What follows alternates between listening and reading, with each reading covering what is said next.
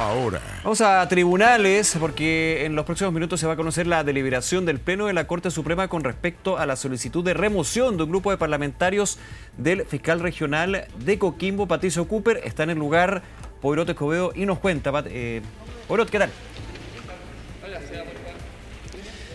¿Qué tal, Nico? Estamos ahí instalándonos, quizás por eso todavía no nos ven en pantalla, hay una imagen genérica, pero por lo pronto vamos a bajar un poco el volumen, que es lo que se nos pide, para comentarles que acaban de terminar la deliberación de los ministros de la Corte Suprema, 17 ministros titulares que deben resolver el futuro del fiscal Cooper. En imágenes vamos a mostrar en breves instantes a la ministra María Soledad Melo, vocera de la Corte Suprema, quien dará a conocer cuál es la resolución después de, podríamos decir, casi 40 minutos de deliberación. Escuchamos ahora a continuación las palabras de la ministra Melo.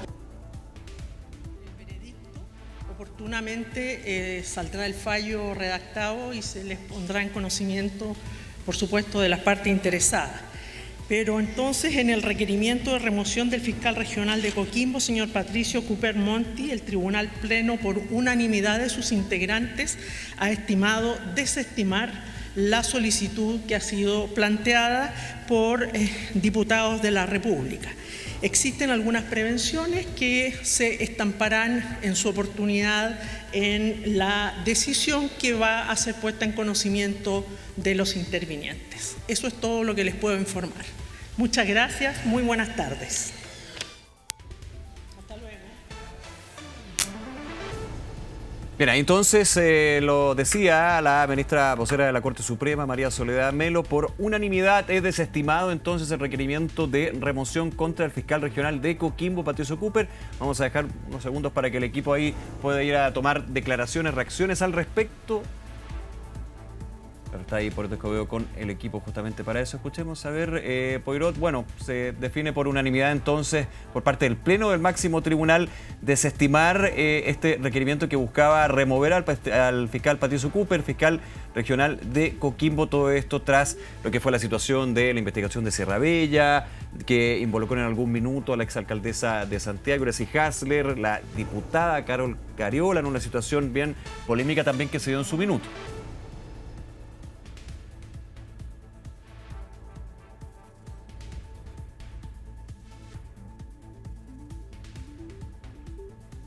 Aquí al lado. Ya. Podemos ir a buscarlo.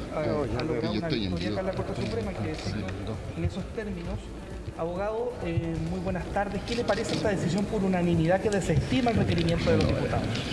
Muy buenas tardes. El Máximo Tribunal de la República Ahí está. opera de dos formas, en sala o en pleno.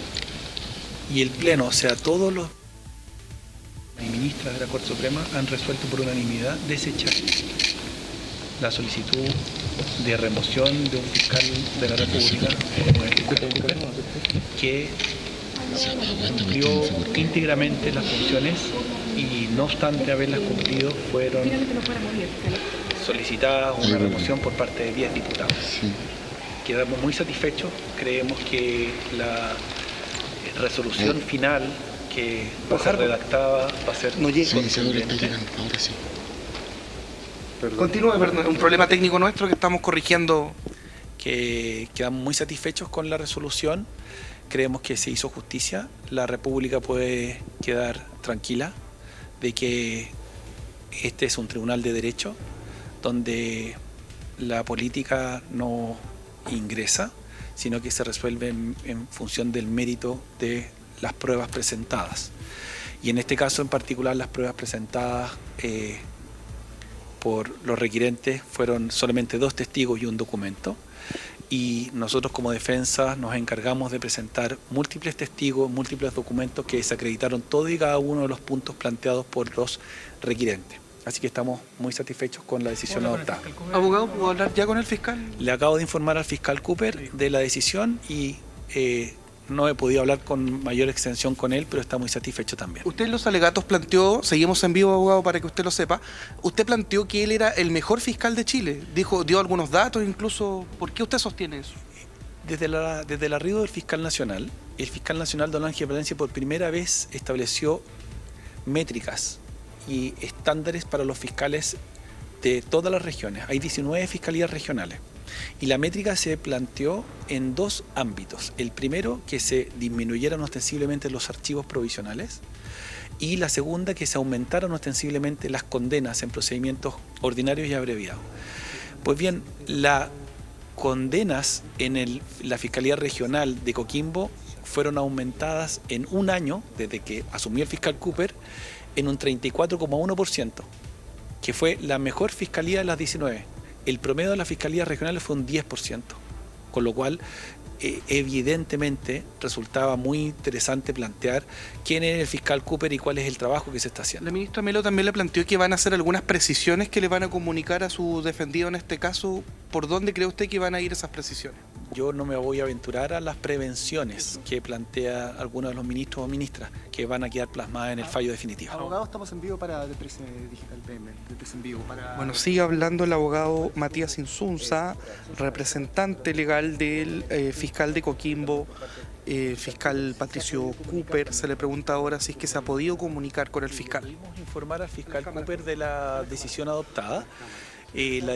La decisión adoptada por el Tribunal Pleno fue por unanimidad, donde se optó por desechar en todas sus partes el requerimiento de remoción presentado por 10 diputados y diputadas.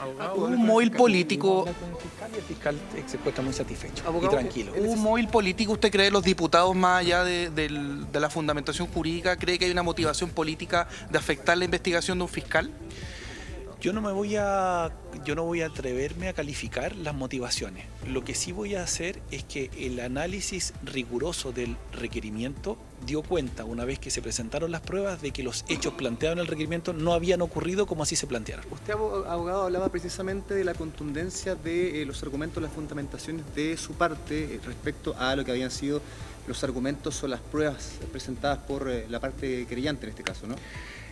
En imputaciones de estas características, las imputaciones formuladas en estas características, uno podría perfectamente no haber presentado ninguna prueba, porque solamente presentaron ellos 2 testimonios y un documento. Pero nosotros tomamos la decisión estratégica de presentar múltiples testigos y múltiples documentos para demostrar que los planteamientos y los supuestos fácticos planteados en el requerimiento no habían sido como así se indicaban. Abogado, debo insistirle en un punto. Usted dijo en su alegato, aquí hay un cuestionamiento político, no jurídico. ¿Por qué es político el cuestionamiento de quienes reclamaron esta conducta? Porque lo que ocurre es que en mi alegato yo hice un análisis histórico, y en la historia legislativa de la norma constitucional se discutió airadamente por parte de los senadores de la época de si un fiscal nacional o los fiscales regionales podían ser objeto de acusación constitucional, o sea, un juicio político. Y la respuesta que se dio fue no. ¿Por qué? Porque los senadores de la época se pusieron exactamente en este caso. ¿Qué pasaría si es que un diputado o un senador son investigados por parte de un fiscal? Quedarían en riesgo de ser expulsados de su trabajo por juicios políticos, y entonces se tomó la decisión de entregar esto al máximo órgano de derecho de este país, que es la excelentísima Corte Suprema. Parte de su argumentación también, abogado, tenía que ver con los hechos o dentro de la cronología de lo que había sido uno de estos allanamientos, particularmente con lo que ocurre con la Policía de Investigaciones, en el momento en que llega al domicilio de Carol Cariola. Se hablaba como primera argumentación de que ellos no habrían esperado la llegada del senador Rementería. Usted precisamente presenta una prueba que hablaba totalmente lo contrario a todo aquello, que sí habría habido una actitud por parte de la Policía de Investigaciones dispuesta a esperar para poder realizar esa investigación o esa diligencia en particular, ¿no?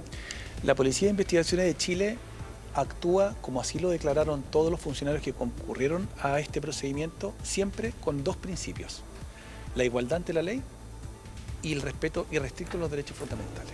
En este caso, cuando llegaron a cumplir la orden, se les indicó que por favor esperaran al señor de Rementería, y así lo hicieron. En el requerimiento se dice algo contrario, que le habrían dicho que no lo iban a esperar. Pues bien, los hechos demostraron exactamente que sí lo esperaron, y el señor de Rementería, es más, firmó el acta de incautación sin ningún tipo de reclamo, sin ningún tipo de cuestionamiento a la labor desplegada por los funcionarios de la policía. Abogado, para que quede claro, en este caso queda fuera la escucha telefónica que fue declarada ilegal por un tribunal de justicia, Josefina Uneus, que también fue una de las diligencias que realizó el fiscal Cooper. Las labores vinculadas a la investigación a la cual usted hace referencia no están en este requerimiento de remoción. Por lo tanto, ningún punto sobre el particular fue ventilado en esta investigación que se llevó a cabo. Nada de la señora Duneus está planteado en el requerimiento de remoción, sino que solamente la labor efectuada por parte de los policías en el cumplimiento de la orden judicial decretada con respecto a la honorable diputada Carol Cariola. Mucho se mencionó en la argumentación de su contraparte sobre el famoso informe 487 sobre la supuesta negligencia de Patricio Cooper con el manejo de eso. ¿Usted cómo responde a que el argumento, o sea, que sea parte central de su argumentación de su contraparte? La contraria planteaba que el informe 487 había sido ventilado y había sido filtrado.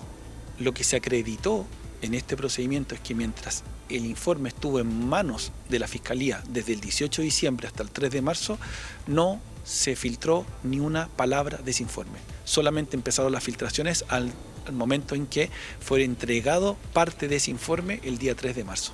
¿Usted podría aventurarse también de que la gente que tuvo acceso después a ese informe, que eran los solicitantes, ¿no? las personas relacionadas al caso que no al Patricio Cooper, hubiesen entonces filtrado esa información? Yo no me aventuro, yo solamente hablo respecto de pruebas. Y lo que sí se aventuraron fueron ellos que indicaron que el fiscal Cooper era el que había ventilado, y eso se desacreditó por completo. Y las palabras del abogado Matías Insunza, a quien agradecemos. Vamos a movernos para poder conversar también con la parte que sostuvo en este caso la acusación de 10 diputadas y diputados, tanto del Frente Amplio como del Partido Socialista y del Partido Comunista, en contra del fiscal Patricio Cooper.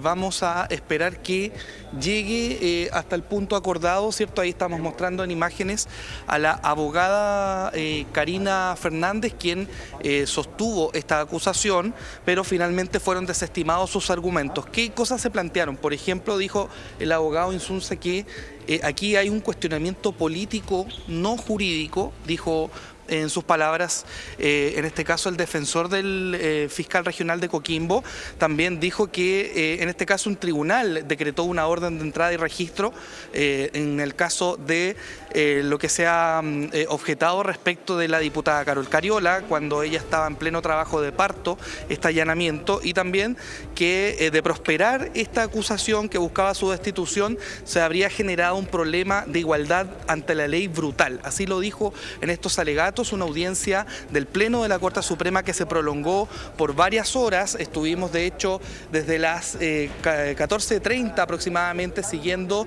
primeramente los alegatos y posteriormente esperando esta deliberación de los 17 ministros de la Corte Suprema que han estimado por unanimidad no dar curso, no acoger esta solicitud de destitución contra el fiscal Patricio Cooper. Un elemento también importante mencionar que esto fue impulsado el pasado 24 de marzo por los diputadas Carmen Hert, Lorena Pizarro, Luis Cuello, Ana María Gasmuri, Marta González, Javiera Morales, Gael Yeomans, Roberto Celedón, Jaime Naranjo y Juan Santana, esto aduciendo un incumplimiento del artículo 53 de la Ley Orgánica del Ministerio Público, que establece en este caso la remoción para fiscales que no cumplan con su trabajo debidamente. En este caso, el código en este caso del Ministerio Público establece, por ejemplo, la manifiesta negligencia en el ejercicio de sus funciones, que fue la causal deducida en estos alegatos. Estamos esperando, insistimos, en breves instantes las palabras de Karina Fernández, abogada, en este caso acusadora, representante de los 10 diputados y diputadas que suscribieron esta acusación y que sin duda da un espaldarazo al fiscal Cooper, que ha estado envuelto en una serie de polémicas. Sí. Ahora viene Nico, sí, dale. Viene Karina Fernández, va a hablar con los medios de comunicación. Abogada, por acá, por favor. Bien, abogada, estamos en vivo para 24 horas. ¿Cómo recibe usted esta decisión por unanimidad del Pleno de la Corte Suprema? Como persona defensora de derechos humanos, evidentemente lamento esta decisión, lamento aún más que sea unánime y que finalmente hemos demostrado que la Corte Suprema, a pesar de los antecedentes y la fortaleza de los mismos, que involucraban, por ejemplo, como señalé en la audiencia, que se le entregó información reservada a un tercer actor no interviniente en la causa por parte de un fiscal regional a un adversario político, creo que estos son hechos de especial gravedad que no resistirían análisis en el derecho internacional, pero que sin embargo en nuestro país parece que hay instituciones que todavía se resisten a cumplir con sus funciones, a analizar la profundidad de la evidencia que se entrega y que digamos, se resisten a hacer análisis profundo de una institución en particular hoy día, y que este año hay un fiscal regional que no solo respecto de esta causa, sino que reiteradamente ha realizado acciones de este carácter.